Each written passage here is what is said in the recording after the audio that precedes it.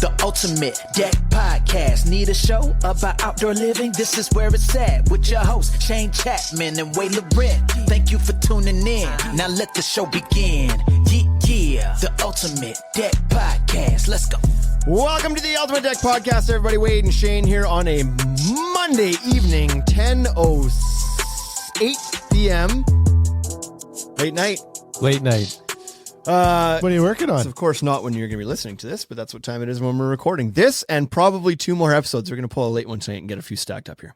Cause Are we just going to do short ones though, right? yeah, Let's just short quick ones. We always say short ones, but here we go. We won't talk as much at the start. We're going to the Yorkton Spring Expo this week, so that's going to tie us up a little bit. And then you're gone. You are gone to Edmonton next week Monday, Tuesday, Wednesday. for WRLA meetings. So we're like, we better get ahead of this and record a few ahead of time to make sure we don't. I'm going to play my very first round of golf Monday. Are you? Yeah. I'm going to And take my clubs to Edmonton, and I'm going to play with my buddy Colin from Windsor Plywood. okay, I don't know who else he's got. He's got some other people lined up. Maybe Kev, who's on the board as well. So anyways, we're going to play golf. are you excited? Yeah. So Or is here's that first round frustrating? No. The first round's always great. Here's what's going to be frustrating though. The golf clubs I always use, like my regular set and bag, is in Saskatoon. And the ones I've been using at indoor golf, which are not that good, that I don't like as much, are here. And I'm not going to Saskatoon So before like you I go have to. 2 full sets of golf I have clubs. 3 full sets. You have 3 full sets of golf clubs? Why do you have 3 full sets of golf clubs? He who dies with the most toys wins. That's not true. You don't know that. Have you died? No, You don't know but that. I'm pretty sure whoever's proverb that is didn't mean a whole bunch of the same effing toy. It wasn't like the guy who Maybe. dies with 17 boats. No. The guy who has, Well, you got to have Different a toys. wakeboard boat and a fishing boat. And so, except these are all just golf clubs. yeah, but they're Same different. activity. Yeah, same activity, but they do. So the way it happened, You're not going to talk me into thinking that that's a good idea. the way it happened was I bought a new set of clubs like a few years ago, maybe like 6-7 years ago. And at the time I didn't want to get rid of my other set because there was always a chance that I would either own a cabin or I would own like another property somewhere. And so I was just going to have a second full set and I was going to Can't. leave them there. You can't get the cabin because you spent all your money on 3 sets of golf Well, clubs. that's not true. They were cheap. and then I traded a set from even earlier.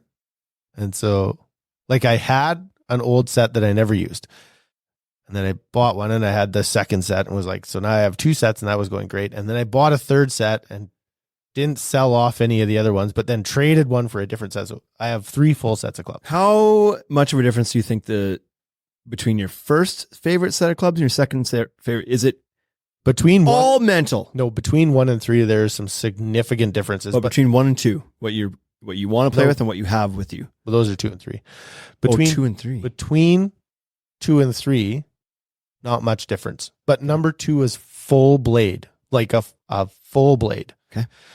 Which is hard to hit. Yeah. And so it's not that bad when you're playing indoor golf because you don't lose golf balls at indoor golf. If you hit one bad, it's just like, well, it just still hits the You just screen. duck and then You find pick it and go But again. in the real world, if you hit it bad, it's gonzo. Yeah. So anyways. Okay. All of that to say, my excuses have already started and I'm a week out from Yeah, playing. I can see that. Yeah, that's I also don't have a putter, so I'm totally taking your putter. when I go okay. to- My seconds, I only have 1 putter. I have Oh. 3 sets of clubs. I was trying to think of what putter I even have. And I was like, oh, wait, I bought a new one last year. Yeah, I'm going to play it. Yep. I'll let you know how good it is. I was going to offer you, you're like, my clubs are in Saskatoon. I was like, well, take these ones if you want. And then you're like, no, I got sets everywhere. Yeah, I might take a driver though. Sure. Anyways, They're We'll all sort here. it out. I can for sure tell you I'm not using them next week. yeah. So Courses might be open here. You don't know. I do want to golf more this year. That's for sure. Get Yeah, it. so I'm going to have to make that an effort. Did you watch the eclipse today?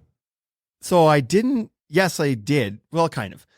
So I forgot. I didn't know what it was. I've heard all sorts of things about this eclipse, but I've never actually like looked into when it was supposed to be. I just kind of didn't care. Yeah. I was like, if it's going to be significant, then I'm going to notice it when it happens. Right, When it because the gets lights will dark go out. and I didn't notice that ever happened. But I picked up my 7-year-old from school today at 1:31 because the teachers are on strike at 1:31 every day. Not every day. Don't ask. It's rolling blackouts. It's like California. No, right but this week they're like full every day 1:31. Then you pick your kid up now. For the whole week. Whole week. That's handy. So anyways, at 1:31, I picked my son up today, 7-year-old. He gets in the van. He's like, Dad, can we go watch the solar apocalypse? And I was like, solar apocalypse? Oh, the eclipse. Yeah. Well, I think that's already done, buddy. It's like, just because I heard people talking about it last week, so I kind of assumed it was just like last week. So I had to look it up, and it was like, well, no, it's going to be over Regina between like 12 and 2. Okay. And it was 1:30. So I was like, okay, well, it was like, it was regular brightness out today, and it was behind a cloud. So I was like, I don't know that it's actually happening right now, but they did say that in Regina, it was only going to be 40% covered. 41% covered the sun. Not a full blackout here. Right. So we went home. Obviously, there were full blackouts in the world somewhere. Yeah. Did you see? So I'll talk about it in a second. We went home, and he's like, I want to go look at it. I was like, well, we can't look at the sun just directly. So I was like, let's get out the sunglasses. Yeah, and it's idiot. like, I walked outside with just my sunglasses, and I was like, nope, that's not going to do. No, you have to have like. Went back on, put another pair on. I was like, nah, it's not going to do either. I ended up with, I think, 6 or 7 pairs of sunglasses on. This is how I looked at the solar eclipse. Aren't you supposed to like use like special glasses? Like yeah, special but eclipse wait, glasses? It's now 1:40. This thing's it's almost over in over. 20 minutes. Oh yeah. I don't know where to get these fancy sunglasses for. Like, who has them? you just run on down to Walmart and get some solar eclipse glasses? That You doesn't should pick them happen, up tomorrow. They'll be on sale. right? Yeah, Wherever for the they next one are. in 70 years. So anyways, I was like, well, how do we do this? How do we look at this thing? And I was like, just multiple layers of sunglasses, I guess. So I managed to get like 6 or I should have took a picture of me looking You at this. should have. 6 or 7 pairs of sunglasses stacked on top, like holding them all together. And I looked at it, and then that worked. I could see like a little concave piece of the sun covered at that point. So Avery threw them on too, and he had a look too. And then like 5 minutes later, it was gone because we were catching it right at the very end. Right. So we kind of saw it. Kind of saw it. Did you see it? No. Okay. I saw an image. I was in the office. I actually like. It's funny how some things happen in the world, and I just like don't care. Yeah. I Well, don't care. Like, I don't think it got only dark enough here to be like the same as when clouds cover. Yeah. So like, you know, Like I think if it was going to be a full eclipse, then I'd go look. I'd be like, well, that's pretty cool. that'd be neat. But I saw this. Listen to this. oh yeah, vodka. Iced coffee, and I took an ice cube there, and I was like, I either have to talk with this or crunch it up. And I was like, I'll share it with the world. I saw a map, and it was a map of like The path. Airbnb vacancy rates across the United States for today, presumably, or last night. And essentially it was like red if there's 100% vacancy in these markets, like no Airbnbs available. And then green if there was vacancies. And it was like a direct path across like from like basically Mexico up through kind of the southern US and then towards the northeastern US. This path that the solar eclipse was supposed to be like where it's like perfectly like blacked out. And like Airbnb, like it was a major vacation planning thing. People were going to stay at places That's that was crazy. in the path of the solar eclipse. And so, So- it's just like, it was a straight line of places. Wild. Book And so that. that like mostly went up the east coast of the US, mostly. Not the East Coast. It was like, I should see if I can find it here. Not that this is going to help anybody Anyways. on the podcast, but while we're chatting, I can look it up. They also could look it up at that same time. Yeah, they can look it up too. Yeah. Well, that's Airbnb solar eclipse map. This one right here. Look at this. Look at that. That goes right across the See that? So from Yeah. like Texas. eastern Texas all the way up to like basically New York, that path, like northeast across. How the states. fantastic is that? It's just like people were just booking shit up to go That's take it. good. So you see that we were not really anywhere near Not even close. the path of this thing. So we only got Right. we got the 40%. Oh well. I saw some. I think Haney was posted a story on Instagram. He was wearing his welding mask. Oh yeah, I and saw looked that at too. it. Yeah, So yeah. Just when you thought he couldn't get any weirder. of course that's Hey? what he used. Of course that was what he used. It's I didn't actually know pretty what smart. he would use, but then I saw it. It was like, well, yeah, for sure he would. Okay, enough of that. Since we're trying to do 3 episodes tonight, we'll save some banter for the next ones. This episode, we're talking about, last episode, or maybe 2 episodes ago, we talked about the fact that we're into the hardscape space now. Yeah. So now we're experts. Now we're experts Listen in up. hardscapes too. Nope. We're probably learning faster than some people. By next year, we will be. But there's always this dilemma for us, or there used to be when we weren't in this space, of to when to like, somebody comes in and wants like, for example, a ground level deck. And we're like, okay, if that's what they want, we'll quote it and whatever. But in the back of our minds, kind of like, or we'd send them somewhere else and be like, yeah, this is probably better for a patio. But there was a bit of a conflict there. But now there doesn't have to be anymore because we offer both. Yeah. Building materials for both. So today's episode, we're talking openly and honestly about 5 reasons you would build a deck over a patio, and then conversely, 5 reasons why you'd build a patio over deck. And I don't have to feel bad about it. Yeah. Because we sell both. We sell both, and they both have the right time. For sure they do. Absolutely. They're like, the right time. obviously their primary function is similar. Yes. They're kind of in a way competing, but often they're what? They're on the same starting lineup in the backyard. Like they're complementing each other. That's what I was trying to say. Right? I was like, wow, one's higher than the other. One they never can both falls off a house. Yeah. It doesn't have to be an either or. You can have both. Yeah, and But sometimes it is either or. I really like that because I've done a few designs already this year where typically we would have put a deck on the lower level because that was the option. Yeah. And now it's so much better. I don't have to do that. I can say to people, listen, rather than building a deck 8 inches off the ground and having your choice rod out. Yeah. Here you go. Okay, go ahead. Here's the 5 reasons why you should build a deck instead of a stupio. A deck instead of a poopsio. A deck instead of a patio. Number 1, elevated views. So like we asked for some assistance with this from ChatGPT, because why not? And I'm glad I did because it brought a couple pointers up that I wouldn't have thought of myself. But You elevated are not views, as smart as GPT. No, hell no. Is that what happened? Yeah, that's absolutely what happened. Okay. Yeah.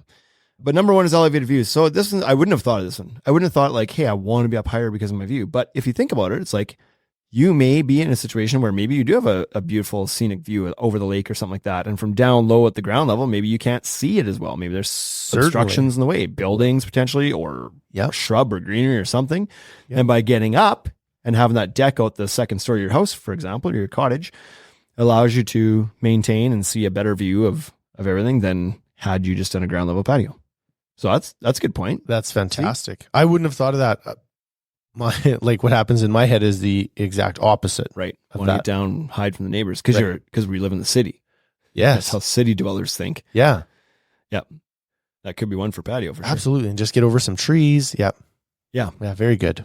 Like I know that I for sure back when I was building, I for sure built some decks that were elevated up where it was like, being up. Cause also like sometimes you're up in the trees a little bit too. Like you, like just a cooler keeps the wind down. Feeling being up in the trees rather than just being down ground level. Number 2 is adding levels to your outdoor space. So if you have a house again that is multiple stories, like a 2-story house, something like that, you can come out of there and have multiple elevations to your deck project as well. Yeah. To kind of get down to ground level. So if you're somebody who's got a budget, you're going to do a larger deck, breaking it up into different levels is usually smart and aesthetically pleasing and functionally appropriate and everything else. And so a lot easier to do with the deck to put multiple, like you can do that with the patio too, to a certain extent.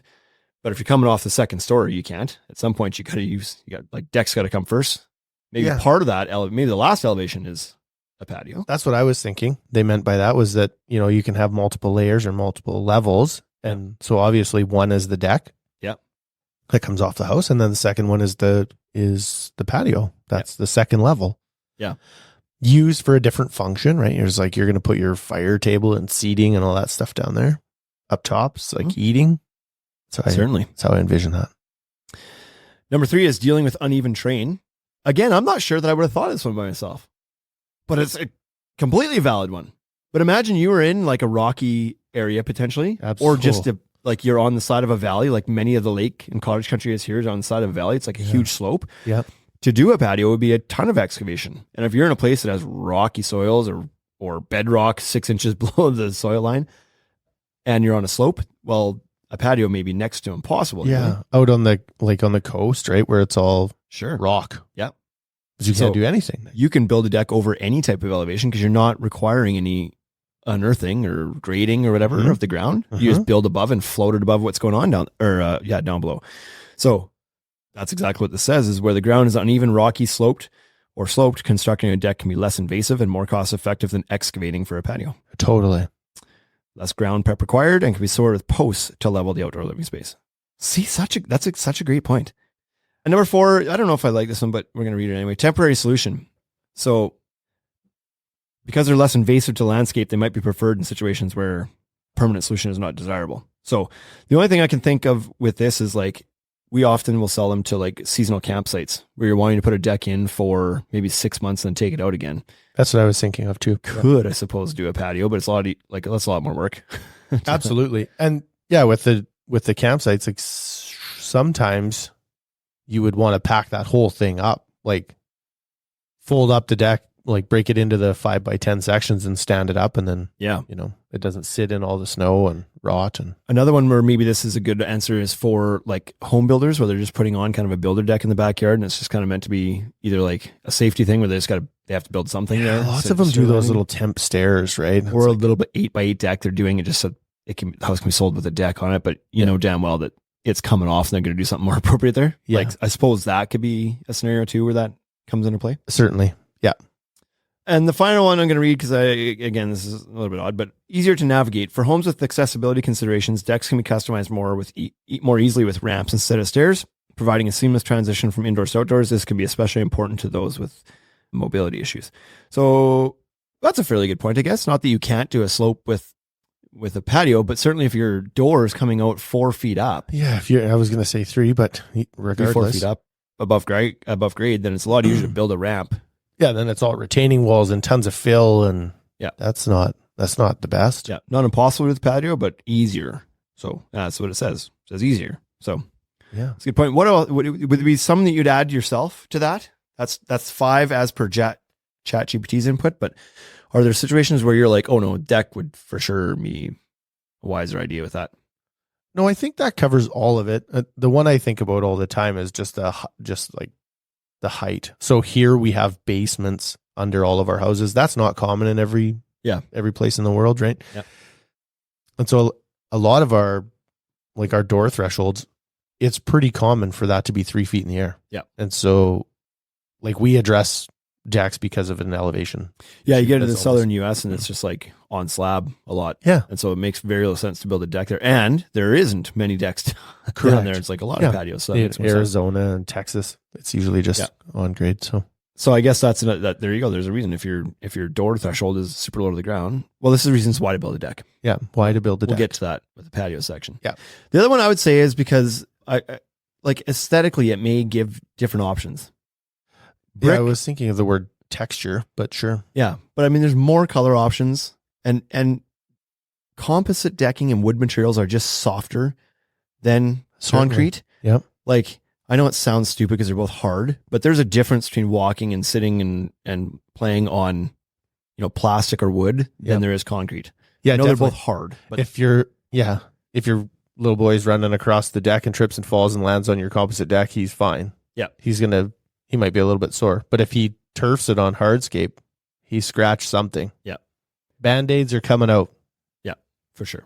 And I think there's also a maintenance component. There's more maintenance with the brick than there would be like, if you want true maintenance free, like not having to oil, stain or seal or anything, then composite decking plus aluminum railing can give that to you as well. Yeah. But I don't think many people are actually sealing their pavers. Like, I feel like a lot of people treat that like, yeah, maybe not, but then so then benefit to composite decking would be staining and fading. No staining and fading. No staining or fading. So you get that as well. Yep. The warranties, of course, too, would be longer than they would be in brick. Absolutely. So there are certainly more than 5, but yeah, I think there's an opportunity to have a deck board that complements your house, and you know that in 10 years from now, that's still the one. Yeah, still the same color.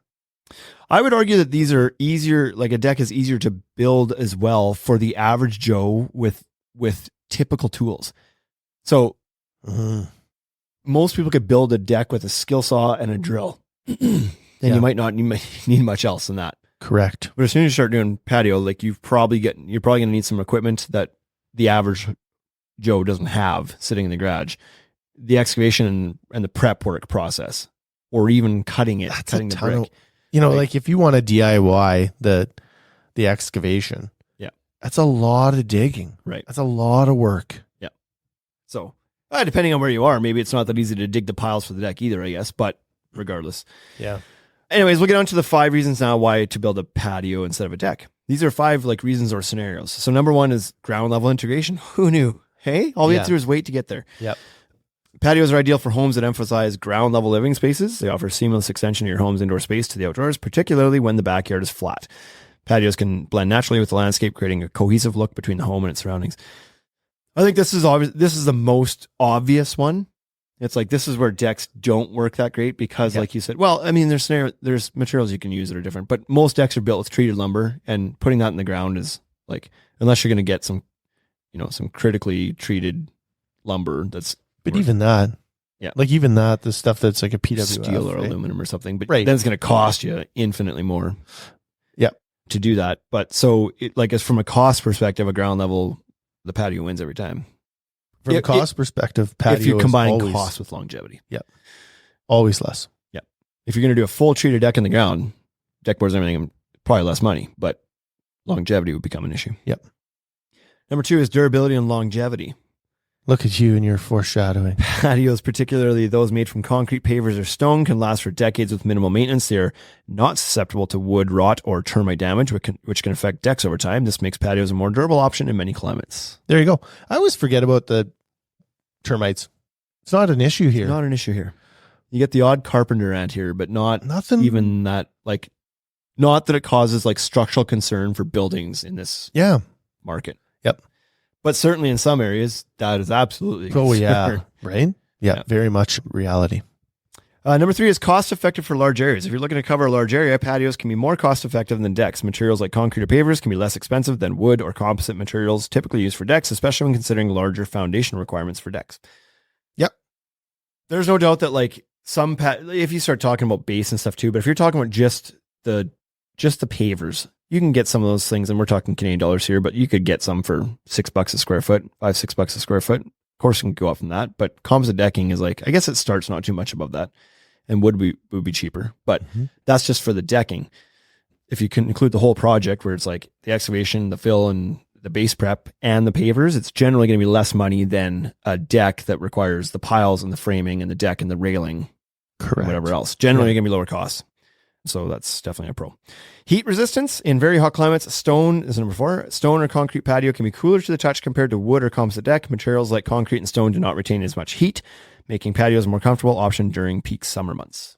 Yeah, and the other part is they may not reflect back as much heat, right? There's always that, the heat that hits the decking then gets bounced back up, and I feel like the concrete absorbs a lot of that, right? Yeah, it's a more porous surface, so I think that would probably help a little bit. Yeah. When guys walk on lava rock that's been sitting in the fire, and they can, and the reason is because there's lots of air pockets in it. So it doesn't, the surface temperature isn't as high. And I wonder if that concrete being a little bit more porous than a plastic slab, might play into that for sure. So certainly can be. And then local regulations and permits. So this is a good one I probably wouldn't have really considered or thought of either, but you may be in an area where this deck requires a permit. And if it does require a permit, that you may be in an area that has a really stringent, long, drawn-out process, or it can be pricey.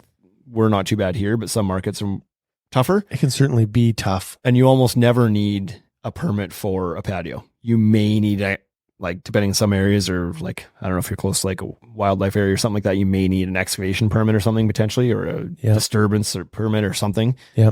But for the most part, much less often are you going to need a permit for a patio hardscape area than you would a deck. Yeah. So, and some of the reasons that you might get shut down on, when you build on a site is they want to make sure that your site allows enough water on there, right? You're allowed to retain a certain amount of water on that area and can't pave it to have it run off. But a patio still works for that, because you can just guide it to the one side or to the edge of. Yeah. And if you do have drainage requirements, you can get permeable pavers as well. Absolutely. Because some places do have restrictions or requirements around that as well. So you have that option. Of course, the decks are going to pass water as well. But any reasons that weren't mentioned here that you would say pro patio versus a deck? Yeah. And so again, probably that elevation thing. So when we see it the most is that people are trying to get off of a deck down below, because we have so many houses that are just row houses. So everybody's out at the same height, and everybody's deck is up above the fence line. And so, that's it. Different textures. I think when you start to look at the whole backyard and you can envision and mix different textures, I think you can actually really, really liven up a whole backyard. Yeah. And so I also think that patios and brick and stone and concrete do blend well with nature a little bit better than a deck does. Sure. You can integrate, maybe it doesn't look like it's naturally there, but you can integrate it with the greenery and the shrubbery and the grasses and whatever else, integrate it a little bit more cleanly or tightly than a deck that's built above all that stuff. It just interfaces with nature a little bit easier or better or more naturally. So I do like that as well. I think say it again. better around fire tables. So if you're going to have an actual fire table as opposed to the propane one, Fire ratings at all, if you're in an area, I guess would be a big pro patio, right? In an area that requires like, class A fire rated decking and framing, whatever, that can get pretty pricey. certainly. It's not a concern for concrete blocks. Yep. So that's definitely a big one. I think like my perfect backyard has a blend of both. Absolutely. Yep.